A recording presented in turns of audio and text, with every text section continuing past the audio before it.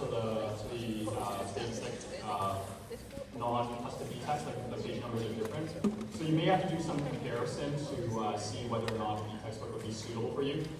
As well, if you do get the full, like if you do have the full textbook, then you have to make sure to also get the textbook CD or DVD that comes with it, because there's some extra chapters in there that we do use in the second part of the course. So, you know, if you're going to go with other sources, other editions, or other things, you know, you kind of have to do the comparisons yourself, because we don't go through all the different versions of these. That's important. Okay, so lecture 2 begins prokaryotic transcription regulation. Talk about gene switches, the trip operon, the lac operon. So, if you've been in my class before, you know that I often begin lectures with a professor gives preamble. So, if you see preamble, you don't need to take notes here. You don't need to take a picture of the slide or go crazy anything here.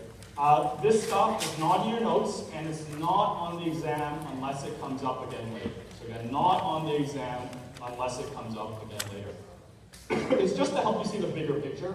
A lot of the times when students go through details like the trip operon and the lac operon, I was like, oh, why do we have to know all these details? Well, this is to help you see the bigger picture. This is to try to help you understand why you're learning this stuff, why this stuff is very important. So for the first preamble, we have sports. So big sports fans here? So big sports fans should be able to name these guys, right? So this is, anyone? Peyton Manning? Tom Brady? Maybe a more hardcore sports fans? Grant Hill, and then really, really hardcore sports fans. This is Kellen Winslow Jr. So, hardcore sports fans, what do they all have in common? So, they've all had staph infection. So, Kellen Winslow actually had a 6-week infection. Grant Hill actually came close to dying because of his. Tom Brady had season-ending surgery a couple of Septembers ago, and then had to get a couple more surgeries because of staph. And then Peyton Manning had all these symptoms that pretty much everyone in the community thought was staph, but he never came out and said it was staph. So when we think of infectious diseases, very often we think of, oh, you know, that's not too bad for us. Usually affects the elderly, usually affects very young infants, right? But now staph infections are starting to infect some of the people we generally think of being as the healthiest in society, right? Maybe athletes, people who are very strong, right? And these infections are becoming more and more serious. So let me just show you a quick video about Staph aureus and these kinds of superbugs.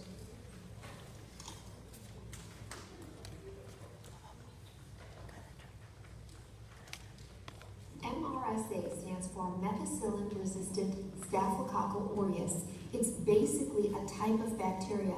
Now the staph family of bacteria has been around forever.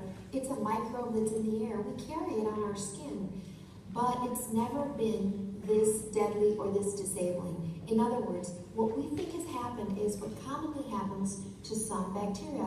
It even happens to the AIDS-causing virus, which is called mutation, and that means parts of the bacteria change to withstand the things that we're throwing at it. For example, antibiotics. So the antibiotics, which would have killed the regular Staph aureus, the MRSA Staph aureus is resistant to it because the part that was susceptible to that antibiotic has mutated.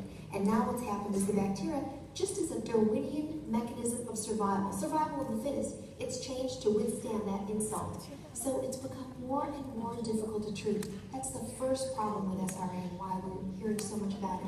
The second problem is it's migrated. It used to be found mostly in hospitals. Now it's being found in the community, and it's affecting people we know. It's affecting people who we would have thought would have been the most healthiest of all. Athletes in school, youth, children of younger ages, and that's very, very alarming. Okay, so staph infections become a huge problem. These types of antibiotic resistance microbes are becoming very, very problematic. How does it relate to gene expression? Well, think of what happens when bacteria are stressed. So imagine you're treating them with antibiotics, these bacteria are becoming stressed.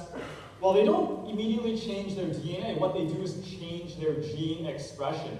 They're going to increase production and secretion of CSP, a particular protein. So DNA is there, they're going to make more RNA, make more protein for CSP. CSP accumulates, CSP will further change gene expression. They're going to make lots of proteins that help accept new DNA. So imagine you have a bacterial infection. Well, you take antibiotics, you start killing that bacteria, right? The bacteria's lysed, DNA's chopped up. Maybe you don't finish your antibiotic prescription, or maybe some bacteria is in a place that's harder to treat. Maybe some bacteria is slightly stronger. So let's say this bacteria is slightly stronger, maybe it doesn't get enough antibiotics. Well, this one right here got a little bit of antibiotics. So it's stressed, makes lots of CSP. CSP changes gene expression. Now it can accept new DNA. So it's accepting new DNA. This one's dead, its DNA is all chopped up, and this one gets some DNA from the dead one.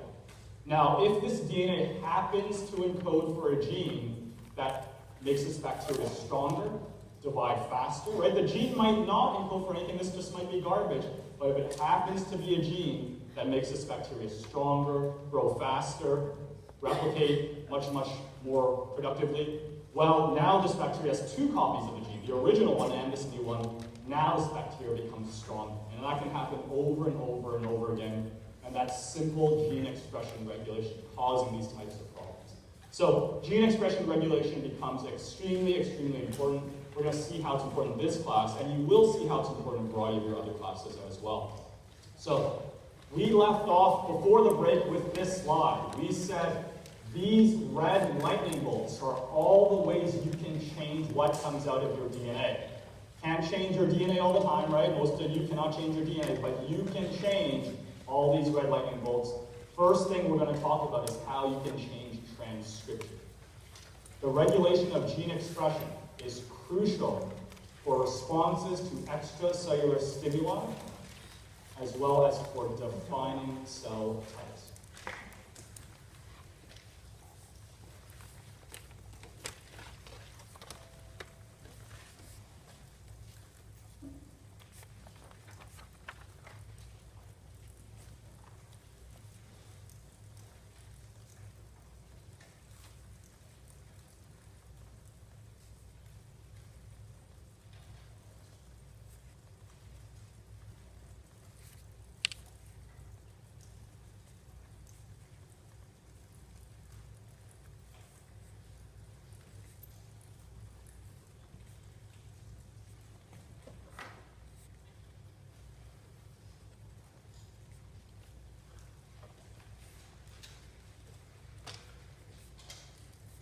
Changes in gene expression is crucial for responses to extracellular stimuli. Nutrients change, stresses change, waste change, your environment changes. You can't change your DNA, but you can change gene expression. As well, it's important for defining cell types. So we said, your brain cells, your lymphocytes, your skin cells, your muscle cells, your heart cells, all have the same DNA, but the cells are different because of gene expression, because they have different stuff coming out of that DNA. So first we want to review transcription and RNA polymerase. All right, so this is one of those things that you will have to review if you don't remember this from Bio 130. So take a look at your textbook readings, review RNA polymerase. We're just going to go through it very quickly here. No time to write down everything, it's just a quick review. So, for RNA polymerase, we are talking about the enzyme that helps with transcription. Here in orange or yellow is the DNA double helix. RNA polymerase will read the DNA from 3' to 5', from 3 to 5.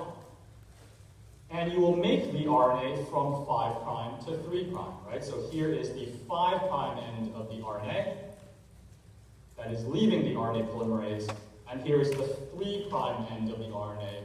That's where RNA polymerase adds on the next nucleotide. So it extends on to the 3' end. Notice this is the active site, right? RNA polymerase, it's not the whole thing's the active site. No, the active site is right here. This is the spot where you take that ribonucleoside triphosphate that goes through this uptake channel. That's where you cut off the 2 phosphates and add the next nucleotide.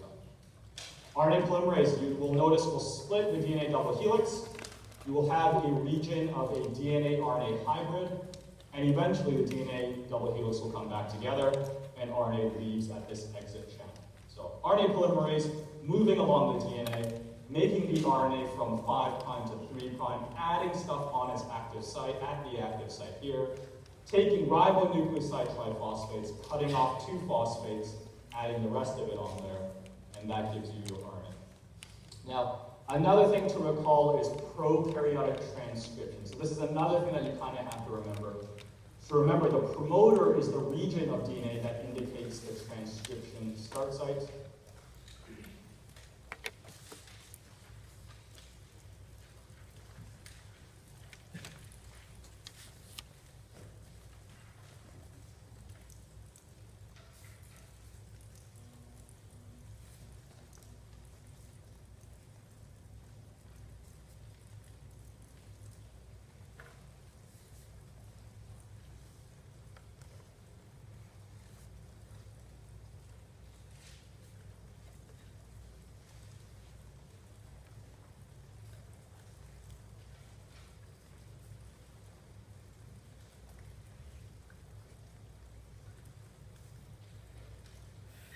Okay, so again, if you don't remember Bio 1-3, did poorly, etc., skip it, make sure you review this. So here is prokaryotic transcription, and you remember prokaryotes, E. coli, has a sigma factor, as well you have an RNA polymerase core enzyme.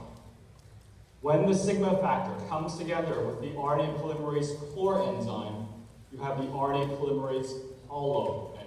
Right? Sigma factor plus core enzyme equals the hollow enzyme. Now if you look at the sigma factor, it will bind to these two red sites. So notice the promoter here includes these two red sites, right? Site on the DNA here, site on the DNA here. That is what the sigma factor binds to. Now notice after the RNA polymerase hollow enzyme, specifically the sigma factor part of it binds to this, the RNA polymerase will unwind the DNA and transcription will begin. So we can zoom up on this. You want to be a little careful here. Notice where the active site of RNA polymerase is.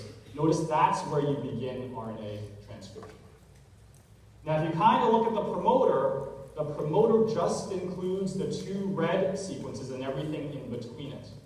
So the promoter helps indicate the transcription start site, but it may or may not contain the transcription start site, right? So promoters from one red sequence here to the other red sequence, if you look at what's happening here, transcription in this case begins after the promoter. So sometimes promoters have the initiation sequence in them, sometimes it's after, but they will indicate where to begin. So they tell you where to begin, but they may or may not contain the actual start site of transcription.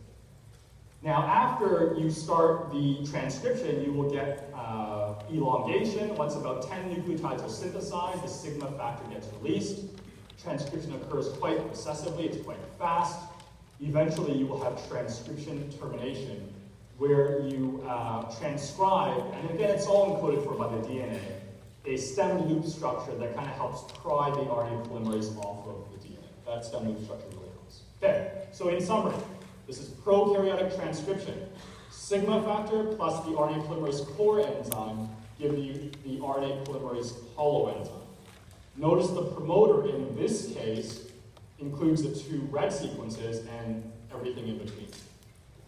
The sigma factor will bind to the two red sequences. They will help RNA polymerase activate. RNA polymerase will unwind the DNA. Transcription will begin. In this case, transcription begins after the promoter, but it depends on the promoter. Sometimes it's in the promoter, sometimes it's before the promoter. Once about 10 nucleotides are synthesized, the sigma factor is released. Transcription becomes quite processive, it's quite fast, and then eventually you get this termination structure, which involves a stem loop structure on the RNA, helping pry the RNA polymerase off. So that's something that you should really go back and review. Make sure you take a look at this figure in your textbook readings, right? The figure legend is always quite useful for these things. Okay, so the topic of this section then is how genes can be transcribed at different efficiencies. So here you have your DNA, you have gene A, you have gene B. Some genes, like gene A, will be transcribed a lot. Some genes, like gene B, will be transcribed very little. So gene expression in both prokaryotes and eukaryotes is regulated by gene regulatory proteins, known as transcription factors.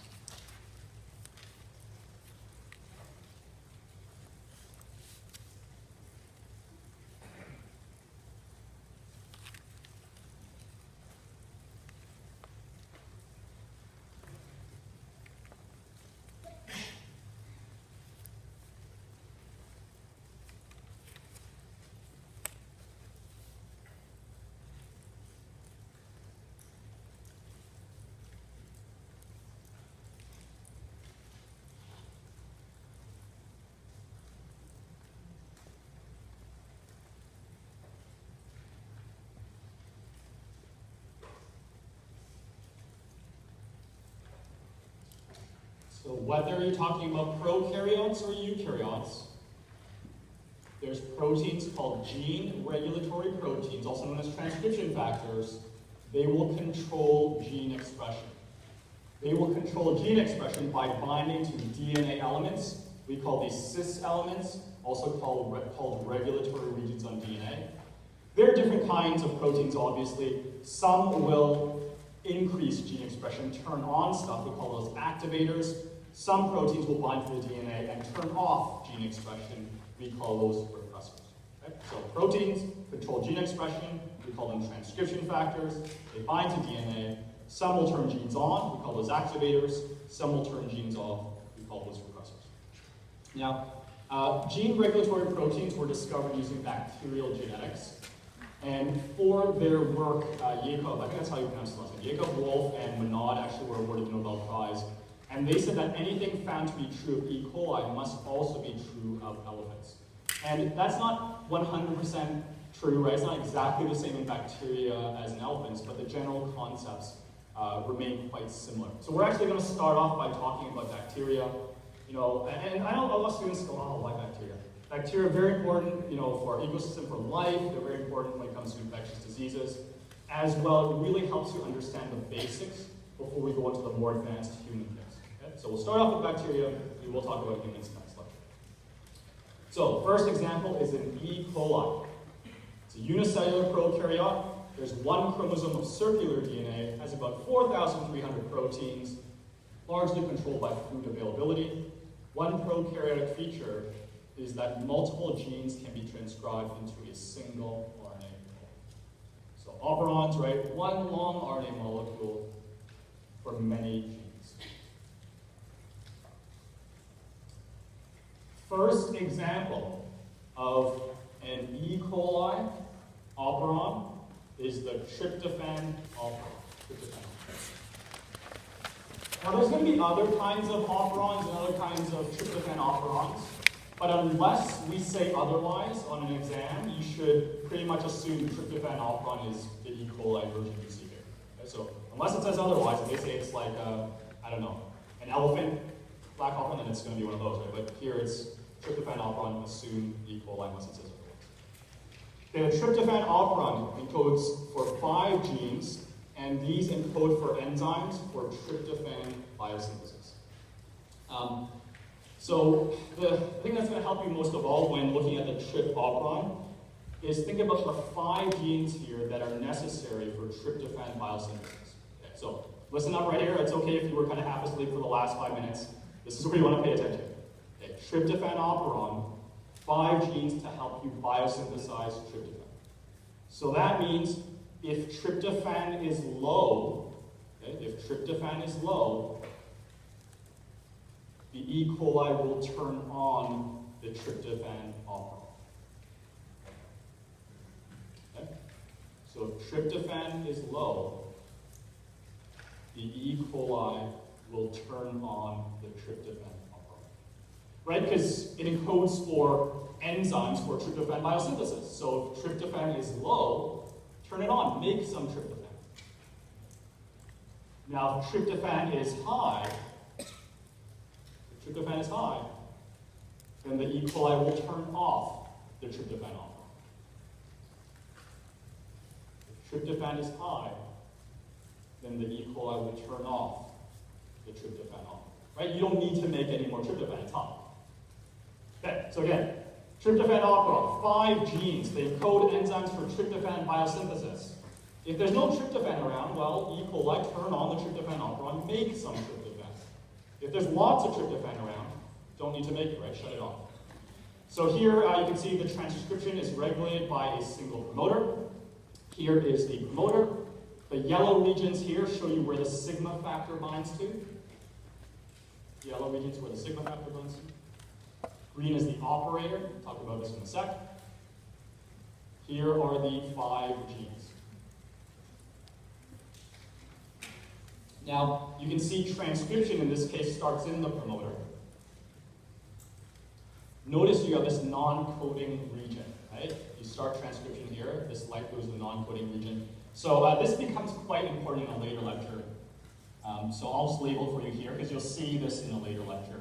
This is what we call a 5' UTR, as in 5', untranslated region. Untranslated region. Transcribed but not translated. 5' untranslated region. And here are the 5 genes. So E, D, C, D, A, they include 5 enzymes. And the other thing is that, you need all 5 of these. Each one does a step in tryptophan biosynthesis. So each one does a step in tryptophan biosynthesis.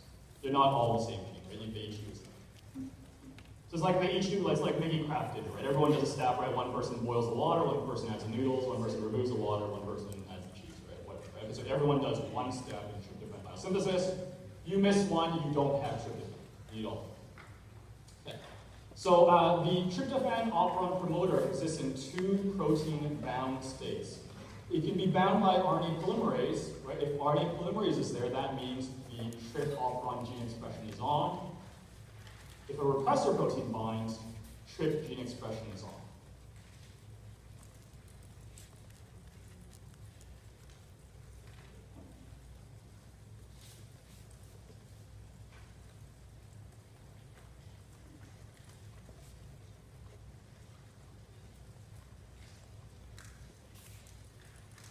Okay, so be careful of what you wrote down here. Sorry, let me do that off. So be careful of what you wrote down here, because you guys probably just copied this and wrote TRP. So TRP could be tryptophan. It could also be tryptophan operon, right? So here we're really talking about the tryptophan operon. So when the tryptophan operon is bound by RNA polymerase, well, the tryptophan operon, its gene expression is on. And if it's bound by a tryptophan repressor, then the tryptophan operon, its gene expression will be off. Okay, so be careful, it's not really just saying tryptophan, it's saying tryptophan operon. The tryptophan repressor protein binds to a specific DNA sequence of a promoter called an operator. So just kind of zooming up on the promoter, here is the operator. You can see it's in between where the sigma factor binds to, right? Sigma factor will bind to this -10 sequence as well as to this -35 sequence. And for those of you who don't remember your numbering, just to refresh you, if you're looking at on the DNA, the very first nucleotide that gets made into RNA, that's numbered +1, right? And +2 would be the second nucleotide that gets transcribed to RNA. +3 would be the third one. And so +20 over here, for example, would be the 20th nucleotide that gets made into RNA. You can also count backwards, so before +1 would be -1. There's no 0, -1. -1 would be before the first nucleotide that gets transcribed, right? So before +1, you have -1, -2, -3, etc. And so those are the nucleotides before where transcription begins. So if you look at -10, -35, you know for sure those are not transcribed. That's where RNA polymerase binds, but that's not transcribed because it's 10 before where transcription begins, and this is 35 before where transcription begins. Okay, so just a little sidebar, because it becomes quite important later on in this course. Just to refresh your numbering, +1, first nucleotide that's transcribed, +20 would be the 20th one. You can also count backwards. -1 would be one before the start of transcription. -10 would be 10. Okay. So the overview basically looks like this. If the repressor binds, RNA polymerase cannot bind, negatively regulates the trip operon expression. But if tryptophan's around, you can remove the repressor.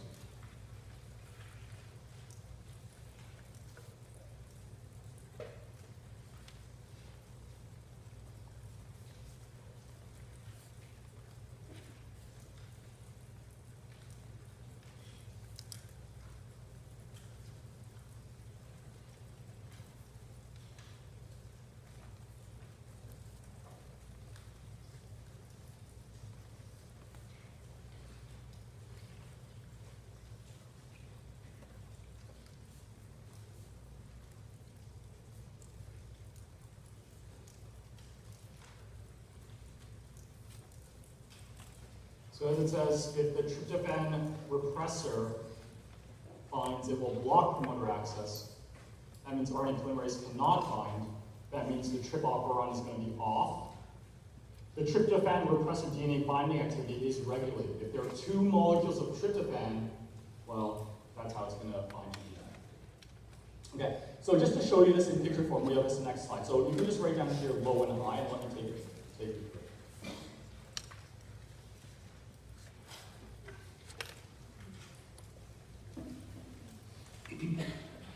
Okay, so this is the overview. This is everything we just talked about for like the last 5 minutes. We are talking about the tryptophan operon. If you see tryptophan operon, you should think to yourself, oh, that's probably the E. coli tryptophan operon. We have 5 genes for tryptophan biosynthesis. Here is the promoter region, right, where the sigma factor binds. Here's the start of transcription. Over here we have the 5 genes.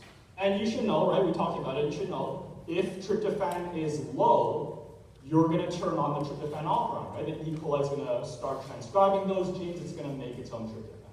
So, if tryptophan levels are low, what happens is the repressor does not do anything. And that means RNA polymerase can bind, and RNA polymerase will start transcribing. So you get those 5 genes being made, E. coli can make its own tryptophan. That's great. Now, if tryptophan levels are high, well, now you know E. coli doesn't need the tryptophan operon, right? It doesn't need to make its own tryptophan. Tryptophan's high, it has tons. So, high tryptophan levels mean you have tryptophan around. Tryptophan binds to the repressor binds to the operator, genes are off. You can turn everything, right? Again, quick summary, tryptophan operon, talking about 5 genes to make tryptophan. This is E. coli. If you have low tryptophan, better turn on that operon, better start transcribing those 5 genes, better make your own tryptophan. So repressor's inactive, RNA polymerase binds, genes are on. You have high tryptophan levels, don't need the tryptophan operon anymore, don't need to make your own tryptophan, because you already have tons. Tryptophan binds to the repressor, RNA polymerase cannot bind. Repressor here, you can see, binds to the operator. Now, hopefully everyone's with me. There's a mistake here, right? See a mistake? Anyone quick? See a mistake? So you can see 1 tryptophan binding here. No. You wrote down, remember, you need 2 molecules of tryptophan to get that repressor to bind to DNA. Right, so right here should be 2 molecules of tryptophan to activate that repressor.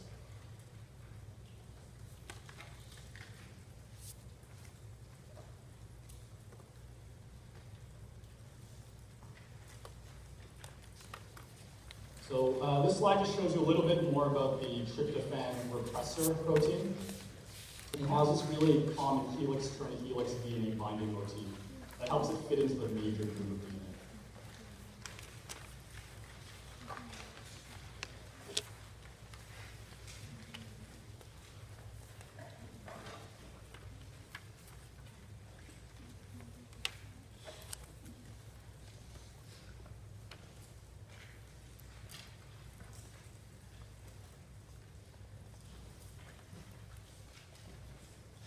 So tryptophan repressor has a helix turn helix DNA binding motif, which helps it fit into the major groove of DNA. And if you have tryptophan binding, that will induce a conformational change so that it can fit in the major groove. So you can see this is what a helix turn helix motif looks like. It's just a helix turns and then there's another helix. And that fits into the DNA quite well. And different amino acids here will help it recognize different DNA. So depending on what protein you have, you'll have different amino acids. And the tryptophan repressor will have the right amino acids so that when it binds to 2 molecules of tryptophan, 1 in red here, 1 in red over here, it will change in conformation, fit into a major groove over here, fit into a major groove over here, specifically at the operator of the trip operon, and then do its thing and stop on the That's essentially a trip operon. So the second example of an operon is the lac operon. And specifically, this is the E. coli lac operon. It encodes 3 genes required for the transport of lactose into the cell and for its catabolism. So here, breaking down lactose,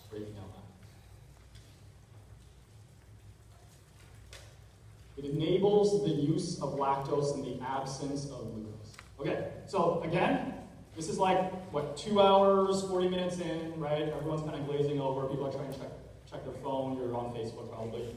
But this is the 3 minutes where you really want to focus in. Okay, so a couple of minutes here. This will help you understand the rest of it at home. Okay, so write down the stuff. 3 rules here. You have to be careful. Put a little star right here. Be careful here. Be careful here. Number 1, write down E. coli's first choice is to use glucose. E. coli's first choice is to use glucose.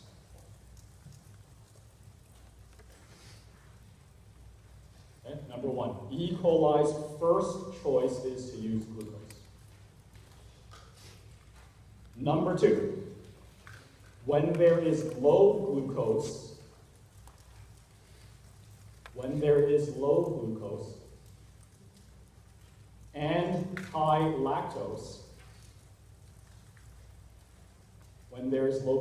and high lactose, then it will use lactose.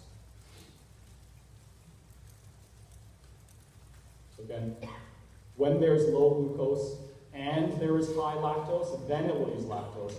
Both of those conditions must be true. Both of those conditions must be true.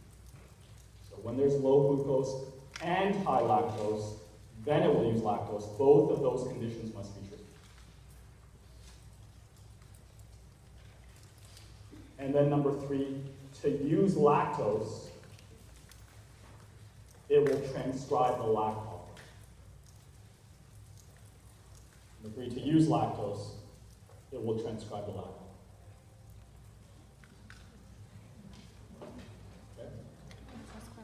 So, first rule again was E. coli's first choice is to use glucose. Number 2, when there is low glucose and high lactose, then it will use lactose. Both those conditions must be true. And then to use lactose, it will turn on the lac pollen. To use lactose, it will transcribe the lac pollen. Okay? So notice that both those conditions must be true. So say there is high glucose and there is no lactose. Well, E. coli is just going to use glucose. Say there is high glucose and there is high lactose. Again, it's just going to use glucose. Only when there is low glucose and there is high lactose, only then will it use lactose. And only then will you turn on the lac pollen. Okay? If everything is low, it's not going to use lactose. It's going to use something else. So both those conditions must be true. You must have low glucose. You must have high lactose.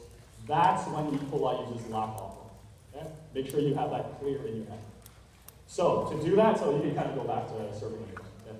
So well, you want to understand. So to understand how it works at a molecular level, you have activators involved, including the cap, as well as the repressor involved, which is named the lac repressor.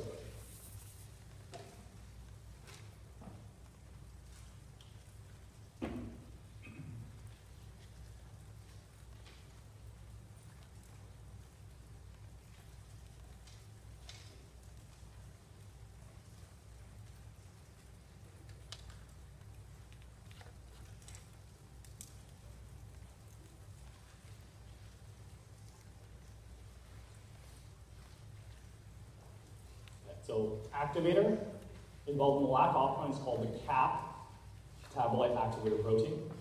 And the repressor that's involved is called the lac repressor protein. And I'll show you how these work over the next couple of slides. Many of you will have seen this before. So I just wanted to make one extra note here. It's just that, like, for sure, you're going to have a exam question on this section. I want everyone to get this right. Everyone in this class should get this right. Okay? So please go back. Make sure you take a look at the textbook readings for the section. Make sure you look at the figure and the figure legend as well. Okay? So make sure you take a look at the figure, 7-15, page 100, and make sure you look at the figure legend.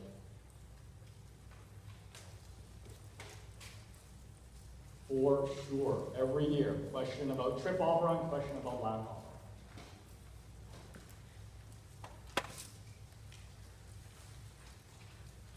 All right, here is the standard setup for the LAC operon. So this is the DNA. This is the cap binding site. This is where the cap protein binds. Here is the promoter. Starts from here, goes to here. In yellow, you have where the sigma factor binds. Over here, this is the operator. This is where the LAC repressor binds. This is the start site for RNA synthesis. So notice in this case, the start site is in the promoter. Not always, but here it is. Here is the first gene. There's a couple of genes here, right? LAC-Z is the first gene, and it encodes for beta-galactosidase. It breaks down lactose to glucose and galactose. Okay, so taking it step by step, here we have one example of the LAC operon. You see here, high glucose, low lactose. So right away, high glucose, low lactose, you know that E. coli is just going to use the glucose. LAC operon is off, right? That should not be new, right? LAC operon. When lactose levels are low, the LAC repressor is bound to the operator. The LAC operon gene expression is going to be off. Never completely, as we'll see, but it's off.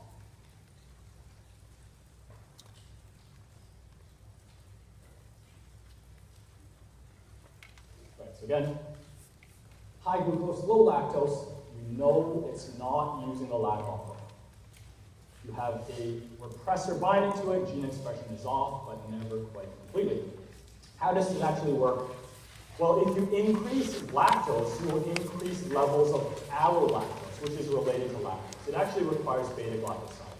So what they're saying then is that it's kind of a direct relationship. Lactose is low, that means allolactose will be low. Lactose is high, that means allolactose will be high.